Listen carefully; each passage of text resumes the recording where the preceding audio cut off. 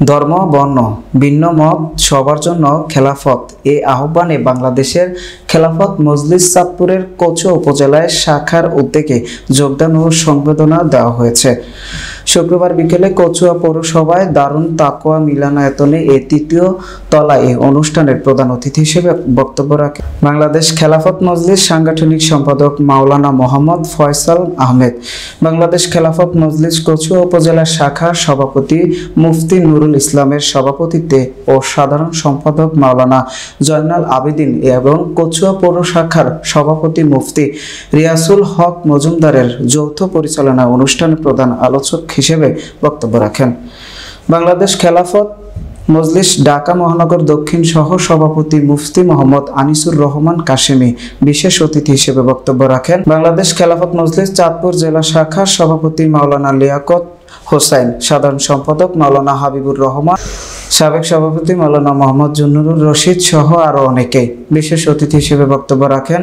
বাংলাদেশ খেলাফত মজলিস ঢাকা মহানগর উত্তর সাংগঠনিক সম্পাদক মুফতি নিয়ামতুল্লাহ আমিন, ঢাকা মহানগর দক্ষিণ সদস্য মাওলানা মোহাম্মদ ফয়েজ উল্লাহ, কচুয়া পৌর খেলাফত মজলিসের সহ সভাপতি মোহাম্মদ সাইফুল ইসলাম। এই সময় বিভিন্ন ইউনিয়ন থেকে খেলাফত মজলিস নব যোগদানকৃত নেতাকর্মীদের ফুলেল শুভেচ্ছা বরণ করা হয়।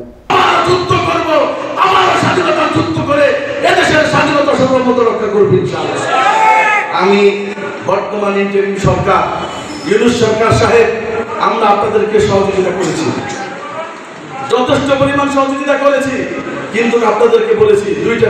বাংলাদেশ খেলাফত মজলিস 1999 সালের 8ই ডিসেম্বর প্রতিষ্ঠা লাভ করে হাঁটি পা করে স্বৈর শাসন দেখেছে, তার দাপট দেখেছে, স্বৈর শাসকের সর্বশেষ বাংলাদেশ খেলাফত মজলিসের সভাপতির দায়িত্ব পালন করে আসছি।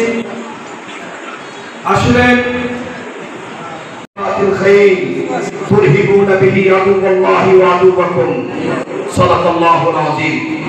বাংলাদেশ খেলাফত মজলিস কচুয়া উপজেলা কর্তৃক আয়োজিত আজকে যোগদান অনুষ্ঠান সংবর্ধনা আমরা আগামীতে এমপি হিসাবে দেখতে চাই, এটাই আমি আশা করি এবং আমরা সকলে দোয়া করি আল্লাহ তাআলা যাতে আমাদের। আজকে আমরা বাংলাদেশ খেলাফত মজলিসের নামে একত্রিত হয়েছে। বাংলাদেশ খেলাফত মজলিস কারগুজারি করতে চাই আপনাদের সাথে।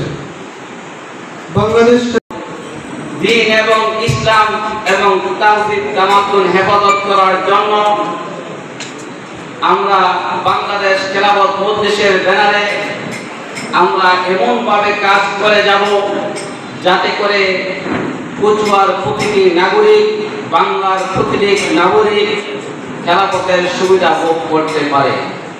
এবং আজকে আফগানিস্তানে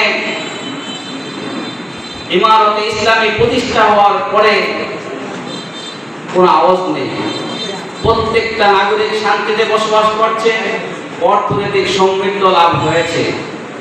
কিন্তু যখনই তালেবান যুদ্ধ করতেছিল তালেবানের বিরোধী وكفر عنا سيئاتنا وتوفنا مع الأبرار